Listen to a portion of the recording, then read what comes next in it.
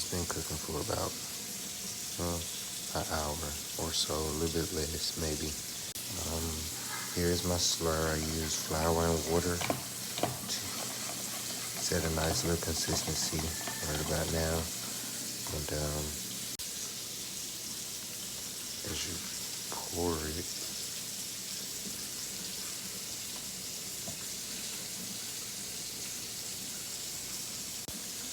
go ahead and give that a nice little stir. Pretty much want to use all of it. That's what it look like so far.